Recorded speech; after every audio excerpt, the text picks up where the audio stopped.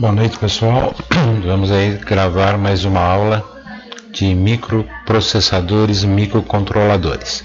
Hoje a gente vai continuar falando aí das características do Arduino, né, que é o microcontrolador que a gente vai estar utilizando em nossos projetos aí. Então vamos lá.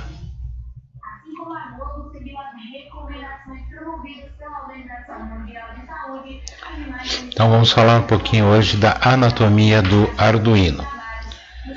Bom, as portas digitais do Arduino. Então o Arduino ele oferece 14 portas digitais que podem ser utilizadas tanto como entrada como também para saída.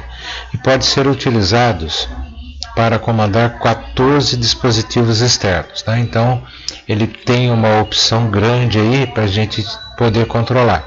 Então ele é bastante aplicado em automação residencial por causa disso, né? E essas portas vão de 0 até a porta 13, ok? As portas de PWM, de Pulse Wave Modulation, né? Então modulação de largura de pulso. Então essas portas simulam uma porta analógica e são em número de 6. Note que elas, além do número de portas, também tem uma pequena onda senoidal mostrada na figura ao lado, né? Então essas portas aqui, ó, vocês vão ver que tem aqui as saídas do PWM aqui. As portas digitais que também pode ser utilizado como o PWM, o Pulse Wave Modulation, são as de número 11, 10, né? Então aqui, ó, 11, 10, 9, 6, 5 e 3. Então essas portas também podem ser utilizadas para largura de pulso, né? Que na verdade é uma função, né, que auxilia muito para a gente fazer o controle de frequência. As portas RX e TX. Então essas duas portas, embora possam ser utilizadas como portas digitais, também são utilizadas para Arduino para comunicação serial, tanto para entrada como para saídas de dados. É conveniente que evitar o uso dessas portas como portas digitais, mas não é proibido, né? Então aqui, ó, o TX e o RX são as portas que a gente utiliza aí para comunicação, né? Então, quando a gente estiver utilizando aí módulos de comunicação, por exemplo, para transferência de sinal, coisas desse tipo, a gente vai estar utilizando isso daqui. O nosso projeto nós vamos utilizar bastante essas portas, ok? Pino de reset. É esse botãozinho, né? Ele tem como única função reinicializar o Arduino, mas note que ele muda um pouco seu posicionamento em relação às outras placas, né? Então, está aqui o pininho de reset. Então, toda vez que eu quiser resetar o Arduino, eu aplico um pulso em cima disso aqui. Lembrando, né, que ele não vai apagar o programa, ele vai resetar o programa e reiniciar novamente. O processador. Então, o processador do Arduino, que é o ARC326, é onde tudo acontece. Então, ele é o cérebro dessa placa e vai ficar gravado aqui o programa que vai ser executado, né? Na próxima aula, a gente vai estar falando sobre programação do Arduino. Então, a gente vai estar falando sobre o software de programação utilizado e como que a gente transfere esse software depois para o nosso controlador. Então o código que você desenvolver ele vai ser executado, mas note que quando se grava um código anterior é descartado, sempre fica apenas o último código gravado. Isso quer dizer, se eu quiser fazer uma nova gravação do Arduino de uma função diferente, ou seja, de um programa diferente, ele vai apagar o anterior e vai gravar o novo aqui. Então o programa anterior ele não vai ser mais executado. Esse processador também permite que o Arduino funcione de forma bem autônoma, ou seja, uma vez transferido o código para ele, não existe a necessidade de uma conexão mais com o computador. Então, uma vez que você transferiu do computador para ele o seu código executável, né? Você vai digitar o código fonte no computador, vai transformar em executável e vai gravar nele. Uma vez gravado, você já pode desconectar o computador, que a partir daí o próprio Arduino vai estar fazendo todas as funções necessárias. As portas analógicas do Arduino.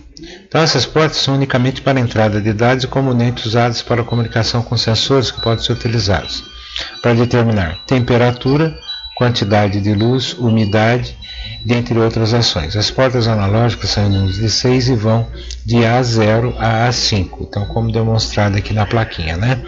Lembrando que todo sinal que nós captarmos no mundo externo, ele é um sinal analógico, né? Então, ele sendo captado por essas portas aqui do Arduino, eles vão se transformar em sinais digitais. Bom, os pinos do Arduino fornecem energia para dispositivos externos, como mostrado na figura aqui ao lado, né? Observe com atenção a figura abaixo. Ela mostra esses pinos. Então, aqui ela está mostrando esses pinos aqui, ó, de tensão. Tem entrada e de 3,3 volts, que é o primeiro pino aqui. Então, ele vai fornecer, né, para o Arduino uma função de 3,3 volts, dispositivos externos marcados para essa placa. 5 volts fornece 5 volts a dispositivos externos, também indicado na placa. Então, aqui ele vai fornecer 5 volts e aqui ele vai fornecer 3,3 para os meus periféricos externos. O ground, né, o GND, que fornece a potencial de terra ao dispositivo, ou seja, 0 volts. E são em número de 2, como se pode observar também na placa, né? Então, eu tenho 2 GNDs aqui, 2 ground, para poder estar utilizando. E o VIN, que é a tensão de entrada, que vai alimentar a minha placa, né? Então, ela vai ser alimentada aqui com uma tensão de fonte.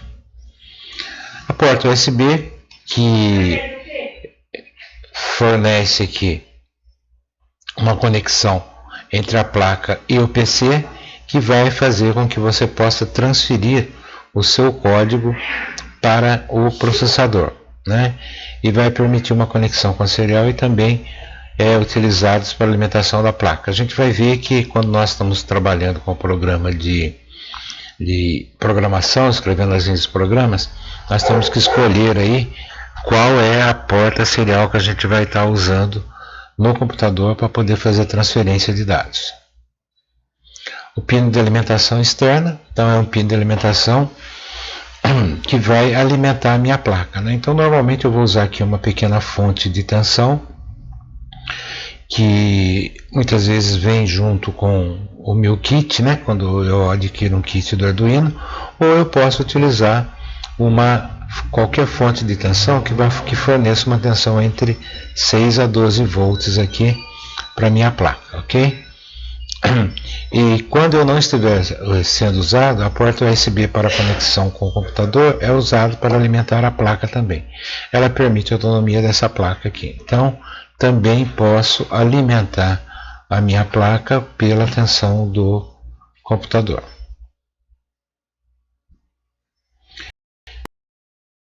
Placa de Arduino, né? Então a gente tem vários modelos de placa de Arduino além do nosso modelo Uno, né? Então o tipo de placa que você vai utilizar depende muito do projeto que você vai estar desenvolvendo aí, né?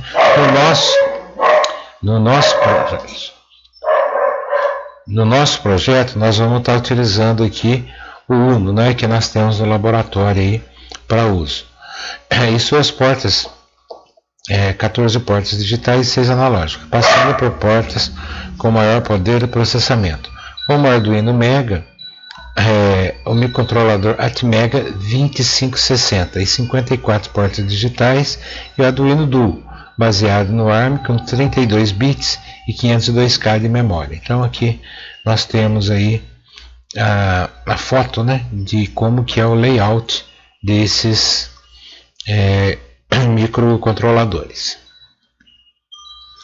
Aqui um exemplo, né, de um regulador de tensão que a gente pode estar usando aí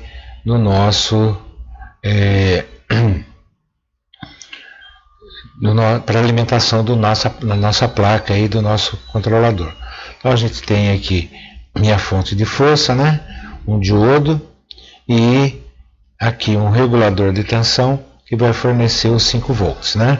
Se for de interesse, nós podemos montar isso aqui em laboratório também, que é algo bem simples de ser montado, né? Aqui, né, um processador 7805, um regulador de tensão 7805 faz com que essa tensão de 5 volts aqui na saída seja constante.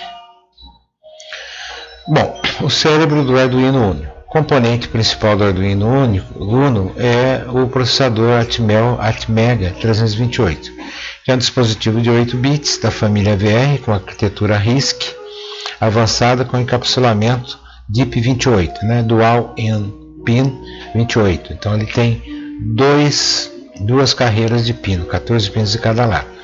Ele conta com 32 megas de flash, de memória flash, e mais 512 bytes são utilizados para o bootloader, que é para o carregamento do firmware dele.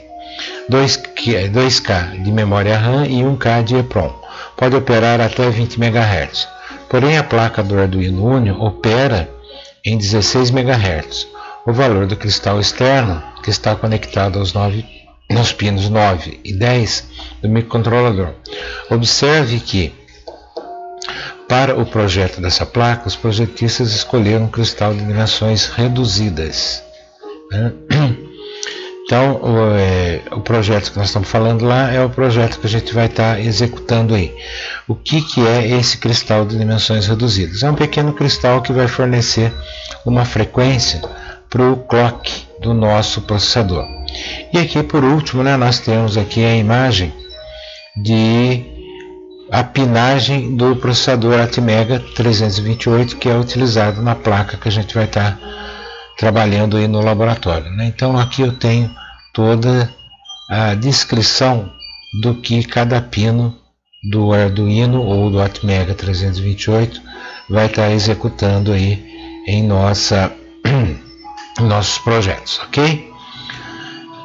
Bom, pessoal, então a nossa aula de hoje foi essa, ok? Então a nossa aula foi essa daí. Qualquer dúvida que vocês tiverem, vocês podem estar mandando um e-mail para mim através do AVA, para a gente estar respondendo para vocês, ok?